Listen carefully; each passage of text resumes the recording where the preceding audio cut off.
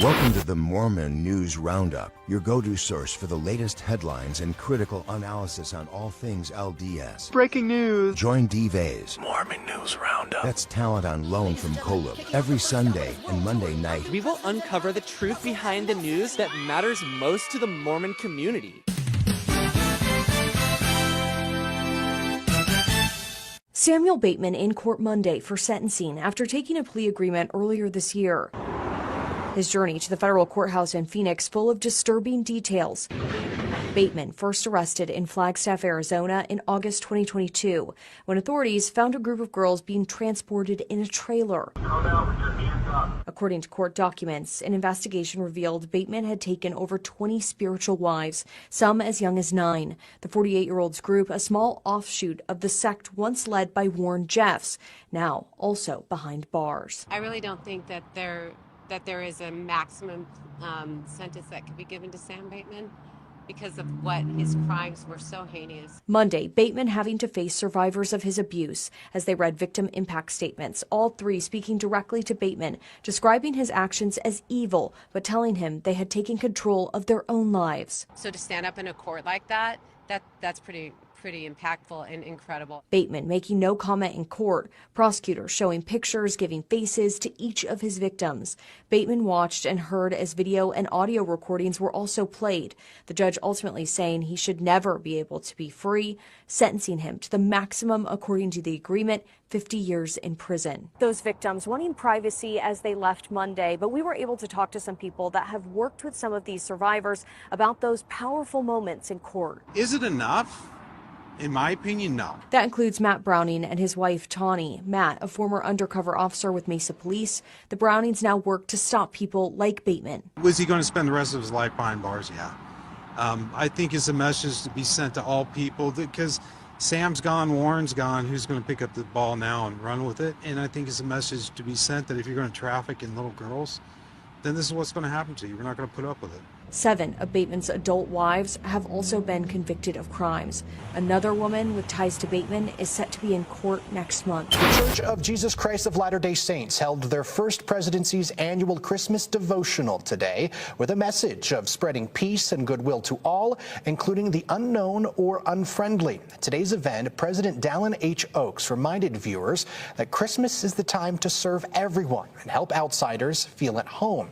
He says that means stepping across barriers to promote love and understanding with people of all races, creeds, and national origins.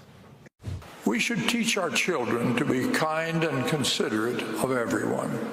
Just as Christmas celebrates the birth of Him who gave His life for all of us, so each of us should use Christmas as a time for improving the ways we give to our fellow man.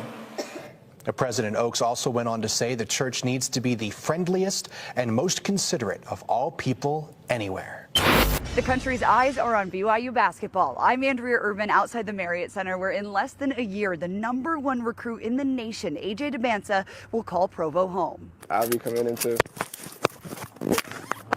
Brigham Young University. Brigham Young. BYU. Yeah.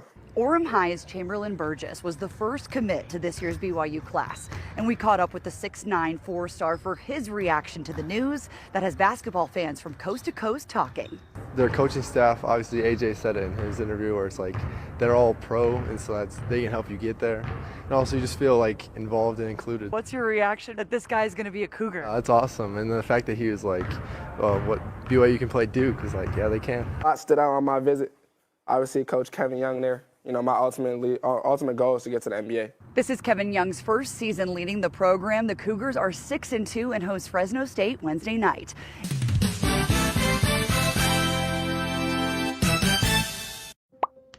In church news today, this Monday, December 9th, the church welcomed the Christmas season with the First Presidency's Christmas Devotional last night. President Dallin H. Oaks declared that peace, goodwill toward men is the message of Christmas. Elder Patrick Kieran of the Quorum of the 12 Apostles dedicated the Tallahassee, Florida temple on Sunday. He said the Savior can be found everywhere in the temple. This is the 202nd dedicated House of the Lord worldwide. More missionaries are serving and more people joining the church right now than in decades. 2 members of the missionary department joined the Church News podcast to share some of the new resources, tools, and changes in missionary work. In Church News today, this Wednesday, December 11th, Sister J. Annette Dennis spoke at a BYU devotional about the earthquake that hit Ecuador when she and her husband were mission leaders. She said people can have peace and strength and feel God's love even in chaos and uncertainty. Elder D. Todd Christofferson and Elder Clark G. Gilbert joined this week's Church News podcast to talk about the church educational system. They discussed the church's ongoing commitment to both spiritual and educational growth among the rising generation. Members of the church in Mexico began the Christmas season with a Light the World broadcast. The program included Christmas music and inspirational messages. The theme was Be an Angel in Others' Lives.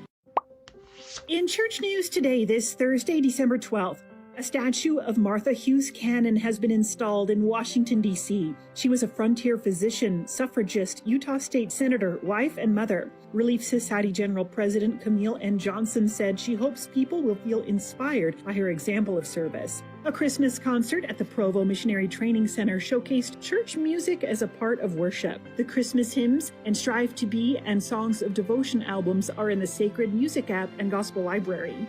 A whole village has been set up on the grounds of the Sao Paulo, Brazil Temple and Visitor Center. Brazilian actor Gigi switched on the 500,000 lights. Outdoor and indoor nativities and weekend concerts last until January 6th.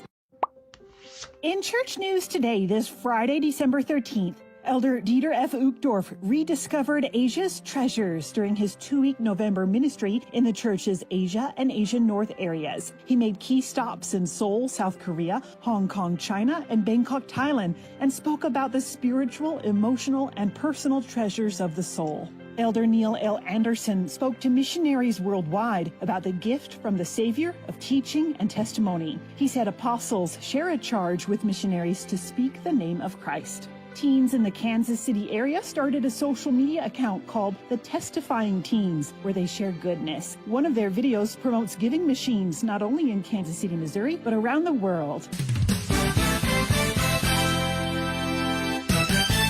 Okay, kids, let's read a super cute story about Joseph Smith.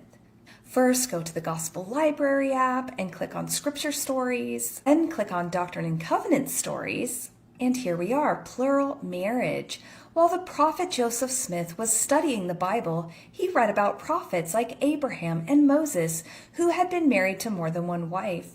Joseph wondered how the Lord felt about that, so he decided to ask the Lord. The Lord said that usually a man should have only one wife, but sometimes the Lord commanded his people to be in marriages of one man and more than one woman. This was called plural marriage. The Lord told Joseph that his people should only be in plural marriages if he commands it. A few years later, the Lord told Joseph to marry other women. Joseph didn't want to marry other wives, but he knew it was a commandment from the Lord. When Joseph asked a woman to marry him, he told her to pray about it. He wanted her to know from the Lord that it was right.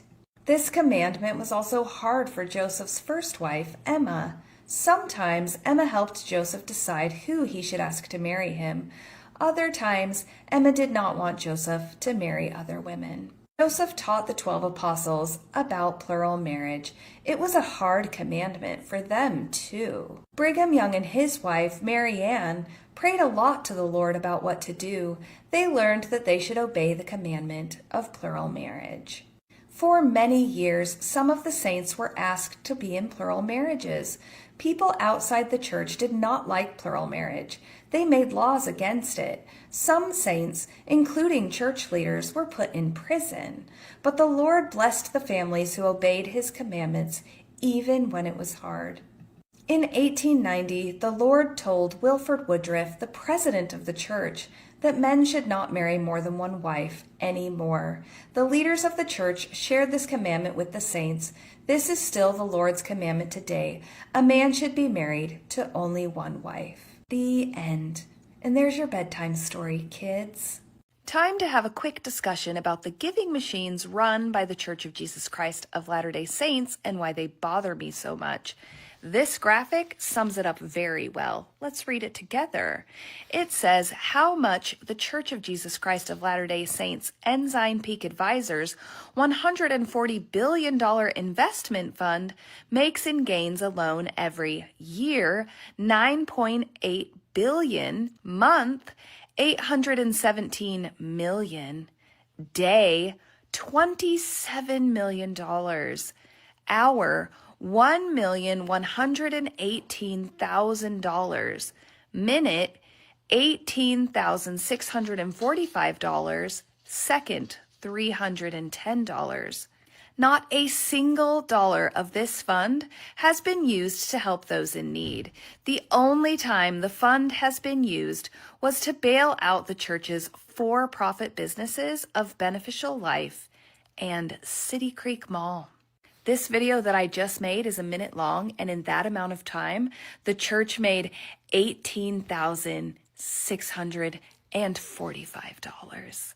Merry Christmas! The BYUI block letter monument, unveiled Tuesday on BYU Idaho's campus, already has a new tradition. BYUI President Alvin F. Meredith III and his wife Jennifer stepped into the Block U and kissed in front of thousands of students and faculty who had walked outside the BYU Idaho Center after a campus devotional. Students followed the Meredith's example, and the 8-foot-tall letters immediately had lore. The monument is 30 feet wide and intended as a gathering place and photo op for students and alumni of the school, sponsored by the Church of Jesus Christ of Latter-day Saints. This event marks a historic occasion for us as we continue to focus on BYU Idaho's mission to develop disciples of Jesus Christ, who are leaders in their homes, the church, and their communities. President Meredith said, "We hope this location becomes a favorite spot on campus for students and alumni to meet and celebrate special occasions and find joy in this wonderful place," Sister Meredith said. University officials have planned the monument for years. The 2-foot deep letters are set in a concrete base with weatherproof pavers. All of it is custom manufactured according to a news release. We all know the church can buy nothing but the best with its billions. Letters that are this big, they're not sitting on a shelf where you can just go buy them, said Andy Johnson, Director of Architecture and Construction Management Services. Partnering with the right contractors that have the ability and the time to do it can be challenging, but things lined up so we could make it happen. I'm sure their billions of dollars also helped.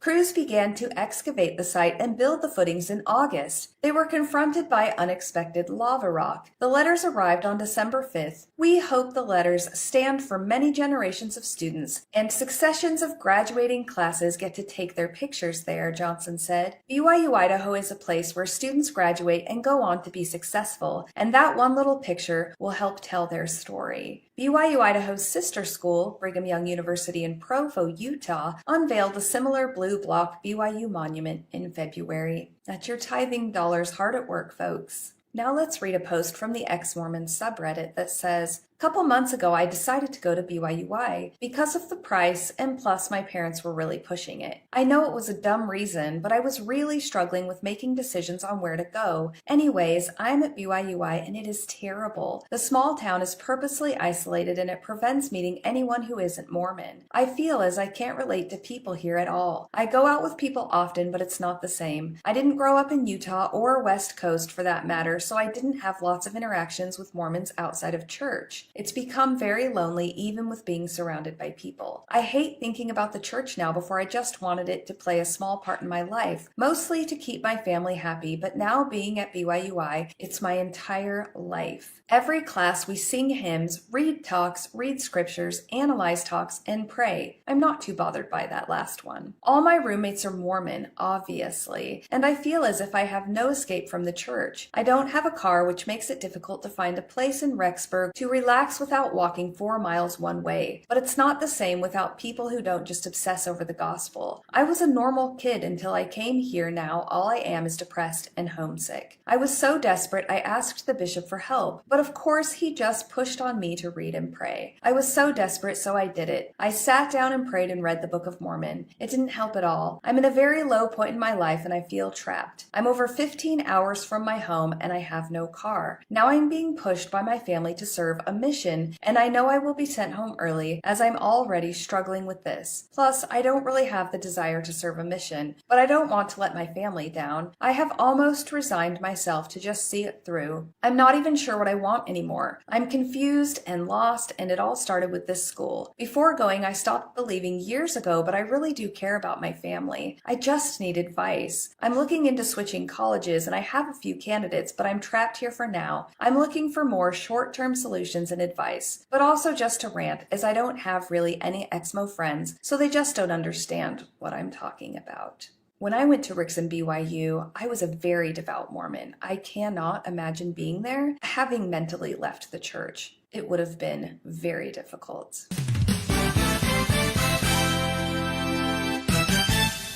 We start with number 200, and I was right. Yeah, we've been talking about this for at least a year, right? Mm-hmm. The headlines all say that the 100-year-old Russell M. Nelson dedicated the 200th temple, the Desert Peak, Utah temple, located in Tooele, Utah. That was November 10th. We also talked about how they had kind of this weird arrangement where they had the dedication like at 4 p.m. after meetings, and then they rebroadcasted it at 7. Gary Stevenson was also accompanying him, and then some other General 3070s, of course, and their wives as well. Doing it at 4 p.m. or anything about like, here's the 200 more, any sort of rallying, anything. I didn't get the chance to watch it. We're obviously talking about this a couple weeks after, and that's because we sort of wind down towards the end of the year. We just get a lot of like, this is coming, dedications. I don't think we'll talk about it, but if there is anything that the rest of the year, they don't do very much because typically the apostles take December off. Once they do the First Presidency message, it's like, we'll see you in the new year, everyone. See you guys in a year. Like that guy in your ward. Anything in particular? Did people like the 4 p.m.? Did they still have to go to church that day and then come back and watch the rebroadcast? Yeah, they did. Okay. This happened the same when President Nelson rededicated the Manti Temple. It was kind of in an afternoon. All the other dedications are being scheduled for 10 a.m. So is it that a 100-year-old is a little slow moving, can't get there at 10 a.m.? So we're going to, just in case something happens, we're going to schedule for 4 p.m. I don't know. But he still seems pretty active. Like the church has had some visitors come from like some ambassadors and stuff. And he's still there at those meetings looking pretty chipper. Something just dawns on me, and I don't know why. I guess I know why we don't do this, but I would wish that with technology or something that we could do this a little bit different. I would love to be able to get the broadcasts to my house. Like if I'm a temple recommend holding person, like maybe I care a lot about the Deseret Peak Temple because I used to live in the Tooele Valley or something like that. It seems to me that in a technology day and age, we should be able to be like beep boop barcode and then be able to get access to watching the temple dedications of all of the places. Yeah, you might need like one of those screens that like if you're like looking at it from an angle, you can't see anything. Yeah, because you don't want someone you want to control the room or whatever. I don't know. Yeah, it is kind of silly. It's not like anything like it's just kind of a normal meeting, a temple dedication. They speak. Yeah, I mean, I guess there is some They do the Hosanna shout, but they've also done the Hosanna shout in General Conference, so it's not a secret. Yeah, symbolic, obviously, in the nature of everyone being there, right? They want to make sure that it's symbolic, that people can be able to be there. But we know that they probably record them, if for nothing else, but for historical purposes. But like having a YouTube of temple dedications, I'd do that on a family home evening if I just wasn't feeling putting together a lesson or something like that. Let's watch the dedication of the Deseret Peak Temple. Boom. Play it and be able to talk about it and participate if you know. It surprises me that we don't take advantage of some of that stuff because, to your point, I don't think that people are going to be like, we got to see it. Everybody check this out on YouTube. I uploaded my, whatever version of this. It seems it would be more benefit if it's like, hey, if you guys want to watch this, the Cleveland, Ohio Temple is being dedicated this Sunday. Plug in and you should be able to watch, and it needs to be like password guarded a little bit or something, so it's not just a free-for-all, but why not for everyone?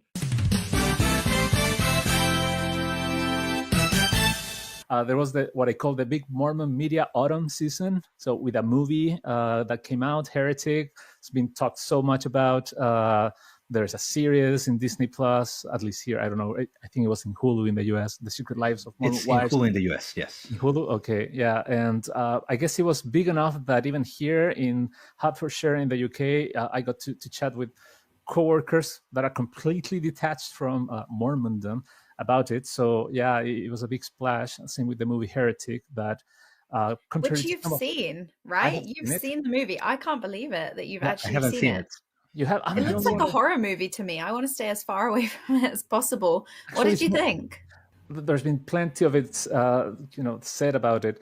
I loved it. I think it's a fantastic piece of cinema, movie making. It feels more like a play, because most of it happens in just one environment, or kind of gradually moving along, but it's quite contained to a house, a living room, and then moving along as missionaries teach this crazy guy, right? And without spoiling anything, I would encourage everybody to watch it. Everybody curious about faith can actually enable a much wider conversation about religion, and one where our faith and faith in general is not the villain, right? That there's no clear villain or hero. To me, there's a clear hero. The sister missionaries in the movie really come out as very empowered, and the evolution that they have during the movie is really thought-provoking. So I would encourage everyone to watch it. Might not be everyone's cup of tea, because the context that it is presented in is one of a psychological thriller. Some would say horror. I didn't find it to be a horror movie. It doesn't really fall into the traditional horror ploys of like scaring you, and like there's just a couple moments here and there, some kind of violent images, but that are part of a context where it makes sense. It's not just for the sake of scaring people. And if you're hesitant to watch it because of the genre, because of any other reasons, maybe read some other spoiler-free reviews, or even if you read the spoilers, I think it's still worth watching. Well, I loved both of your books. I mean, I read both of them as soon as they came out. I mean, the first one I got as soon as it came out. This one I got early. I loved both of them. Well, this time around, I think I'm more excited because when I published Bad Mormon, I didn't know how it was going to be received. And it was such a great experience, just the tour, the fans, the readers, that now I know what it can be. So I'm like super excited. I'm still a little bit scared because I'm saying things that I never would have said in Bad Mormon, but are still scary for me to say now. So with every book, I'm like pushing myself as I, unpack more of the trauma that is my identity. You did mention, obviously, your Mormonism. You covered a lot of that in the first book, but you did share some more anecdotes in this one. Do you feel like you've had this like huge impact on this trend, for Mormons in pop culture right now, and speaking more openly about the religion? I mean, I for sure have felt the impact in my life, and it feels like it's very timely. There's kind of a Mormon moment happening, and so I feel like I'm part of that whole cultural phenomenon. But when we had our book events I guess it was last year for Bad Mormon, I mean, it was through the roof to see all these people, cheering and excited to be there and reading and loving the book. So that's when I started to realize the impact that the book and kind of just my experience was having on like the bad Mormons out there in the world. Oh, this was the announcement. This was the announcement. I threw you off by talking about Wicked. Yeah. No, this is breaking news. This just happened. They put out the Golden Globe nominations. And I've been saying, I think on pretty much every newscast, this is headed for an Oscar, or at least something for Hugh Grant, who is incredible. And sure enough, and this often, kind of put your finger on the pulse of who might be headed for the Oscar. Hugh Grant is now a Golden Globe nominee for Best Performance by a Male Actor in a Motion Picture, Musical, or Comedy for Heretic. Now, I've been posting about this, and people have been saying comedy, musical, and it is a dark comedy. If you're familiar with that genre, I'm sure you guys are, where, there's a lighter treatment of some more macabre elements, for that juxtaposition and to make the audience uncomfortable. So believe it or not, it's in the comedy genre that he's nominated. But this is really exciting, especially since I've lately seen a lot of posts on faithful social media saying that this movie was a bomb. It's going nowhere. It's over. It was nothing. And again, I feel like I'm a prophetess. It's not. It's on its way. You are. I feel like I am. You are. And I don't know if it was a bomb or not, but it was certainly no 6 days in August. No, not at all. No. Anyway, very exciting. We'll have to keep watching and see if he is indeed. The last Golden Globe he received was for 4 Weddings and a Funeral. You guys could probably guess that way back in the 90s. And we'll see if he gets this, and we'll see if it goes on for some kind of Oscar nomination. Yes, I expect so. I hope and so. I also expect a lot of Oscar nominations for Wicked. I think so.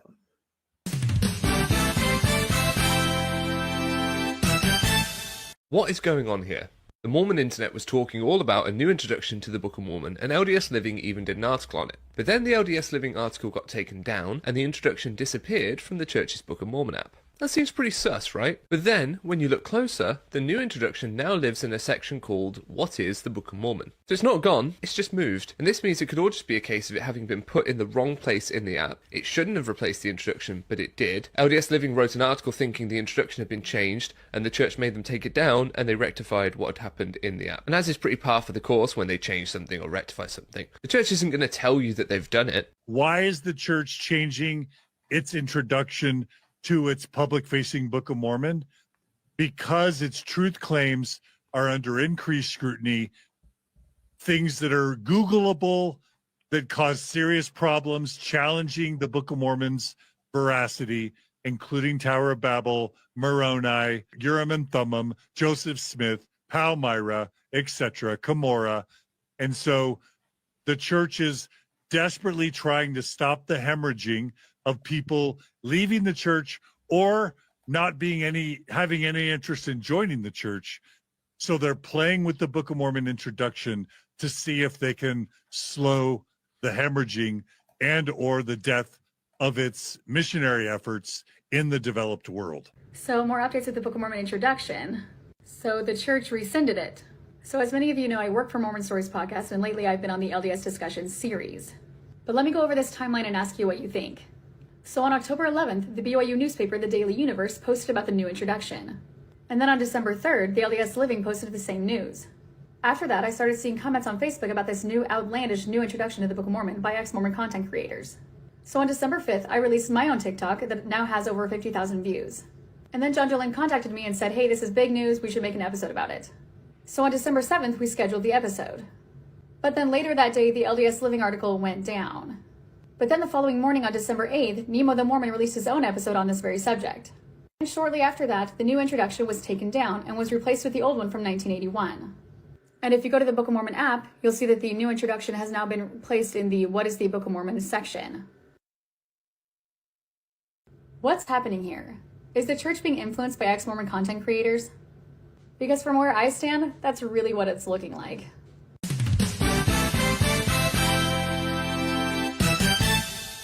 My official no-nonsense spirituality atheist Christmas message. I do a different one every year, and this one's a little bit longer, so save it for later when you want a moment to sit down and just be feeling the Christmas spirit. The Christmas Truce of 1914. By December 1914, World War I was already in its early stages, but the toll on soldiers was already devastating. The Western Front had devolved into trench warfare, and the conditions were brutal. On Christmas Eve, German troops began decorating their trenches with candles and makeshift Christmas trees. They sang carols, including Silent Night, which carried across the cold night air to the Allied trenches. British soldiers responded by singing their own carols, creating an unexpected exchange of music between the enemies. In some areas, soldiers shouted Christmas greetings to each other. Soon a remarkable thing happened. Soldiers cautiously climbed out of their trenches, hands raised to meet in no man's land. Despite the language barriers, they found ways to communicate through gestures, shared songs, and laughter. In one famous incident, soldiers organized an impromptu soccer game. Using a makeshift ball, Germans and British troops played a friendly match. Though the details are debated, reports suggest that the Germans may have won 3-2, which is typical. England may win wars, but they don't win World Cups. On Christmas Day, the truce expanded. Soldiers exchanged small gifts, tobacco, chocolate, buttons, and even hats. Some swapped photographs of loved ones. They shared rations, wine, and stories of their lives back home. One British soldier wrote in his journal that day, "It seems so absurd to be standing there, talking to men whom the day before we had been trying to kill." The Christmas truce was not universal. It occurred primarily along the Western Front and was more common in areas with fewer officers or less direct orders to continue fighting. In some sections, soldiers who participated in the truce faced disciplinary action afterward. But for those who participated, the event was extraordinary. It showed the shared humanity of those on opposite sides of the conflict, soldiers who, despite the propaganda and the dehumanization of war, recognize each other as men longing for peace, even if only for one day. I don't know what happens to the future of Christianity. I have some educated guesses.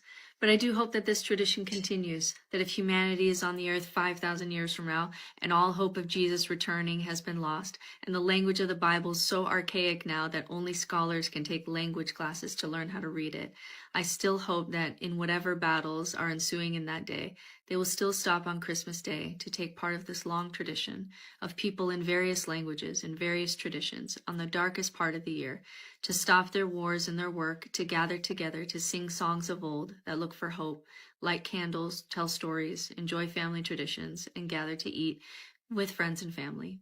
There are many aspects of Christianity that deserve to stay in the first century where it belongs. There are many aspects of religion that do not need to continue in the modern world. But I do hope in the West that as long as there are humans on the earth, that we stop for Christmas.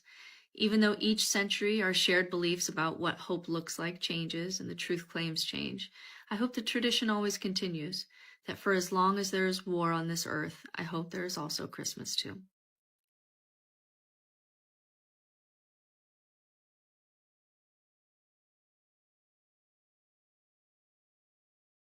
Merry Christmas.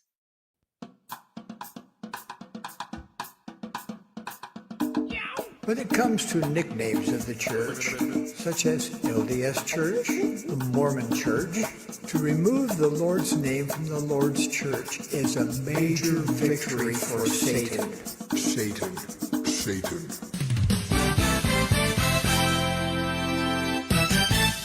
It's all there, black and white, clear as crystal. You get nothing. You lose. Good day, sir. You're a crook. You're a cheat and a swindler. That's what you are. How can you do a thing like this? I said good day. To promise to be honest with me, okay? I'm serious. I need to know every detail, all right? Okay, so first things first. Are you single? It's relevant. Yes? Okay. Are you looking for anything serious right now? Or is it like more of a casual thing? Depends on if you get tried as guilty. Well, we can circle back to that. Okay, so since that day that you allegedly shot the CEO, have you talked to anybody since then, specifically women? Who's Jessica?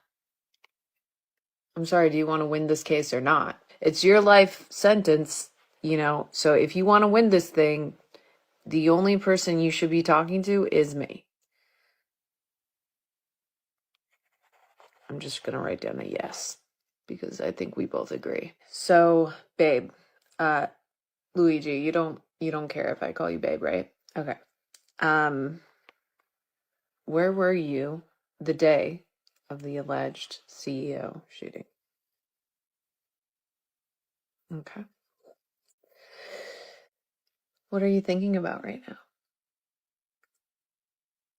now? Jail? All right. Jeez.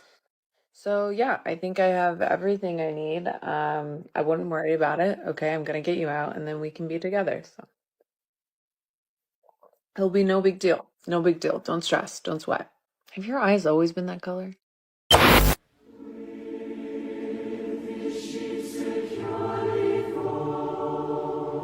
You're still here? It's over. Go home.